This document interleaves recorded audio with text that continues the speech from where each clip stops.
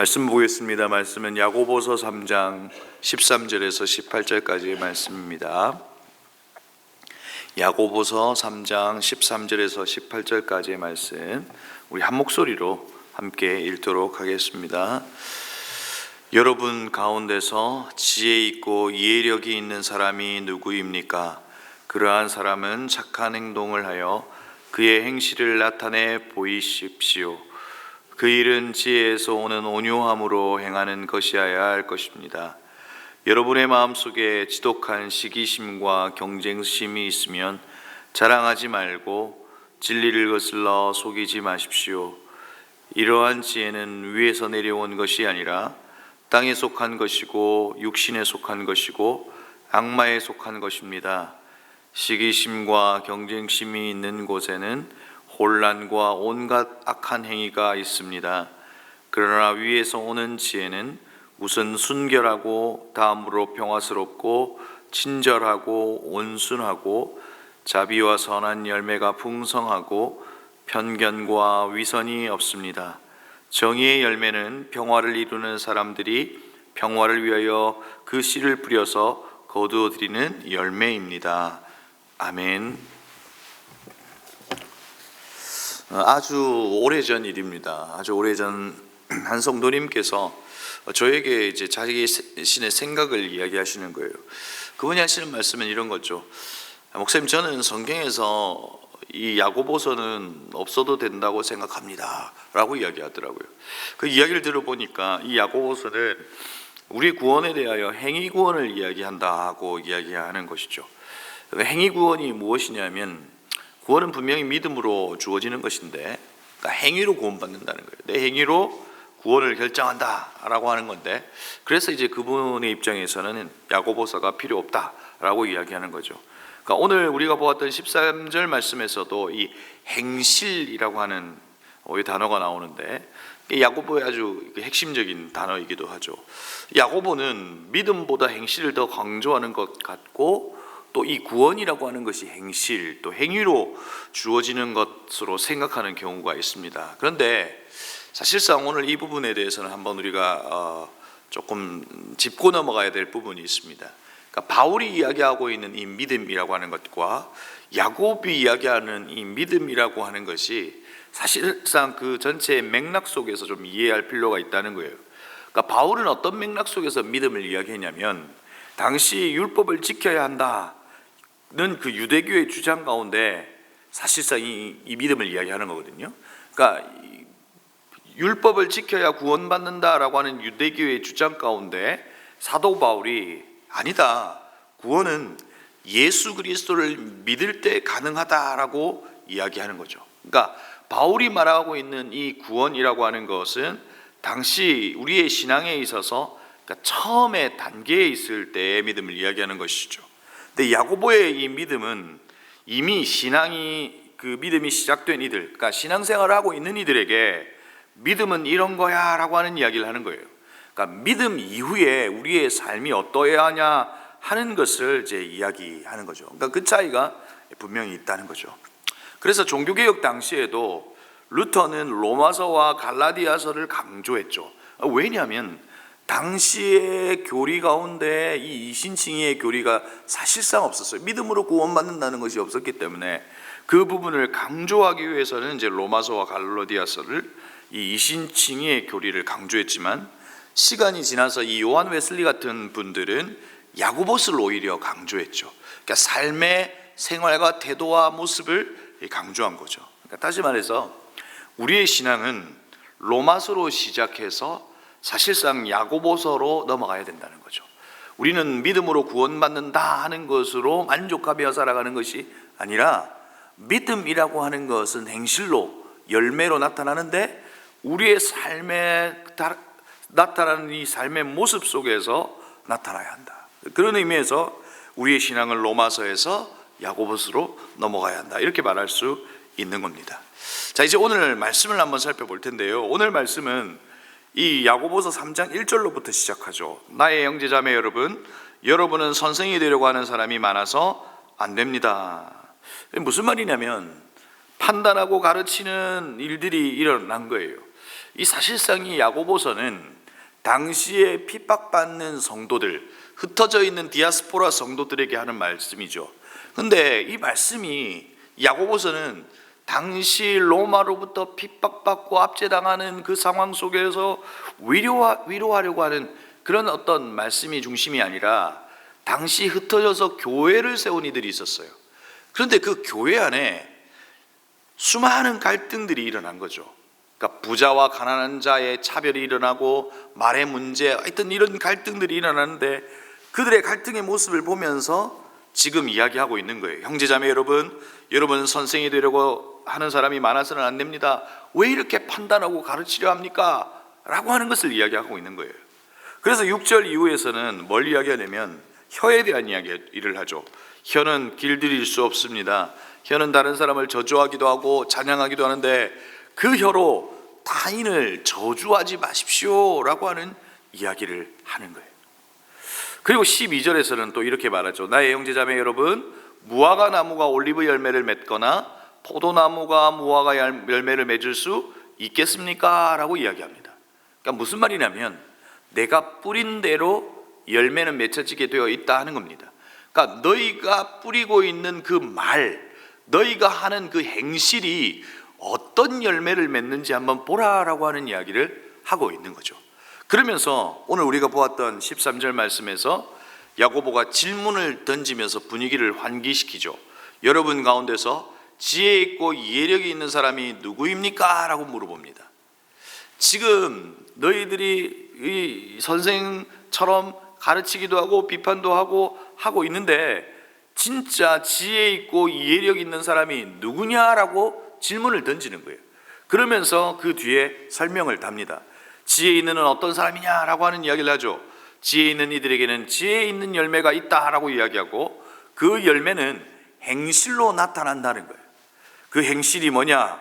온유함이고 시기심과 경쟁심이 아니다라고 이야기하죠.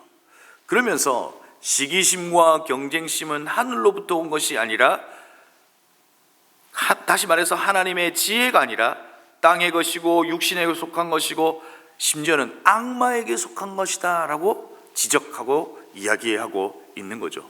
그러니까 야고보는 당시 이 흩어져 있는 디아스포라 교회들에게, 그리고 그 안에서 일어나는 수많은 갈등들을 바라보면서 너희들의 행실, 너희들이 하고 있는 말 확인해 보라는 거예요. 그것이 어디로부터 온 것이냐? 하늘로부터 온 것이냐? 아니면 땅으로부터 온 것이냐? 만약 하늘로부터 온 것이면 그것은 하나님의 성품과 닮아 있을 것이고, 그렇지 않는다면 악마에게 속한 것이다 라고 이야기하는 거예요. 그 행실 때문에 수많은 사람들이 고통을 받고, 그 시기심과 경쟁심 때문에 오히려 교회가 고통하고 있다면 그거 잘못된 거 아니냐? 너희가 진짜 지혜 있는 사람이냐, 이해력이 있는 사람이냐라고 묻고 있는 거예요. 그러나 이제 반대의 경우도 이야기하죠. 반대는 위에서 오는 지혜인데, 순결하고 평화스럽고 친절하고 온순하고 자비와 선한 열매가 풍성하고 편견과 위선이 없다라고 말하죠. 위로부터 오는 지혜는 하나님으로부터 오기에 사실 하나님의 성품과 어울리죠. 그러니 지혜롭고 순결하고 평화롭고 친절하고 온순하고 자비하고 선한 열매가 풍성한 것이 이 하늘로부터 온 것이다. 그러니까 이 시기심과 경쟁심을 이제 비교해서 이야기하는 거죠. 그리고 마지막 절 18절에는 정의를 이야기하죠. 정의도 하늘에서 온 지혜인데, 평화를 원하는 이들이 씨를 뿌리고 노력해서 정의의 열매는 평화를 이루는 사람들의 평화를 위하여 그 씨를 뿌려서 거두어들이는 열매입니다 라고 이야기하고 있는 거죠. 그러니까 평화를 원하는 이들이 뿌린 씨가, 나중에 그 씨가 맺혀진 열매가 정의라고 하는 것을 이야기하고 있는 거죠. 여러분, 한국 교회 안에서 여러 형태의 갈등들과 어려움들이 있습니다. 여러분, 우리 교회는 뭐 그런 특별한 갈등이 없지만, 저는 이제 많은 동기들이나 이야기를 들으면서 최근에 일어나는 갈등은 이념의 갈등이에요. 그러니까 교회 안에 이념의 갈등이 너무 많아요. 그래서 교회가 쪼개지는 경우가 너무 많고, 교회를 떠나는 경우가 너무 많은 거예요. 이 이념의 문제, 여러분 우리 안에도 막 벌어지는 일이 아니에요? 막 그런데 여러분 그 이념의 문제가 사실상 옳다라고 주장하는 이들이 있을 수 있어요. 그것이 진리라고 생각하는 이들이 있을 수 있다니까요. 그러나 그것 때문에 교회 안에 갈등이 일어나고 분쟁이 일어나고 몸인 교회가 쪼개지면서도 끝까지 자기의 주장을 하는 이들이 있단 말이에요. 여러분 복음보다 앞설 수 있습니까? 이념이 복음보다 앞설 수 있냐고요? 있을 수 없어요. 복음의 능력이 교회 안에 나타나야 함에도 불구하고 복음보다 이념이 앞서져 버려서 교회가 쪼개지는 일들이 일어나는 이 안타까운 일들이 있다는 거죠. 오늘 성경이 우리에게 뭘 가르치냐고요? 진짜 지혜 있는 자가 누구냐? 진짜 이해력 있는 이가 누구냐? 내가 옳다라고 하는 것을 주장하는 것이 진짜 지혜로운 이냐? 그래서 그 옳다 하는 것에 씨를 뿌렸을 때 그 열매가 도대체 어떤 열매가 있느냐라고 묻는 거예요. 사랑하는 성도 여러분, 오늘 우리 삶에 한번 적용해 볼까요? 여러분에게는 어떤 열매가 있습니까? 분명 구원은 믿음으로 주어지는 겁니다. 그러나 믿는다라고 하는 믿음의 증거는 열매로 나타나는 거예요. 그렇죠? 나는 포도나무에 너희는 가지라라고 말씀하셨어요. 내가 그리스도에게 붙어 있다면 열매는 자연스러움이고 맺힌 열매는 내가 그리스도에게 붙어 있다는 증거예요. 그러나 그 열매는 누군가가 바라보는 감상용이나 내 삶의 업적을 이야기하는 것이 아니어야 하고 그 열매는 누군가에게 생명이 되어야 된다는 것이죠. 오늘 우리에게 어떤 열매가 있냐는 거예요. 그죠? 내가 살아가고 있는 공동체 속에서 나는 어떤 열매가 있냐는 거예요. 내가 가는 곳마다 분쟁이 일어나고 갈등이 일어나고 목장이 쪼개지고 하는 열매가 있냐? 그건 잘못된 거죠. 그러나 내가 가는 곳마다 화합이 일어나고 그 안에 생명의 역사가 일어나고 나로 하여금 누군가가 살아나는 일들이 있느냐? 그는 그리스도에게 붙어 있다. 그는 그리스도를 믿고 있다라고 하는 증거로 말할 수 있다는 거예요. 그 행위 자체가 구원을 우리에게 줄 수 있는 것은 아니지만 여러분이 했던 말은 어떤 열매를 맺고 있는지 확인해 보았으면 좋겠어요. 나는 어떤 말을 하고 있는가? 말이라고 하는 그 말의 어원이 뭐예요? 마음의 알맹이잖아요. 내 안에 어떤 알맹이가 있어서 그 알맹이가 내 입으로 드러날 때 그것이 생명의 말, 살리는 말이 있는가 하는 것을 확인해 보아야 한다는 것이죠. 사랑하는 성도 여러분, 여러분은 하늘의 지혜로 여러분의 삶의 열매 속에 순결과 평화와 친절과 온순과 자비와 그리고 정의의 열매가 맺힐 수 있기를 바라요. 여러분이 하는 삶의 행실이 누군가에게 생명이 되는 열매가 될 수 있기를 바라고 여러분이 내뱉은 말이 누군가를 살리는 말이 되면 어떨까 싶어요. 이것이 오늘 야고보가 우리에게 이야기해 주는 것이에요. 그럴 때 공동체가 살고 우리가 살아요. 내가 이야기해 주고 싶었던 어떤 주장이 오히려 내가 맺히는 열매 속에서 이해될지도 몰라요. 사랑하는 성도 여러분, 오늘 우리의 삶의 행실을 확인해 보시고 우리 또한 지혜 있는 자인지 우리의 삶의 행실을 확인해 보시고 나는 어떤 씨를 뿌려야 하는가 하는 것을 생각해 보는 이 아침이 될 수 있기를 바랍니다. 또한 여러분 안에 아름다운 행실의 열매가 있기를 주의 이름으로 축복합니다. 우리 시간 합심으로 함께 기도했으면 좋겠습니다.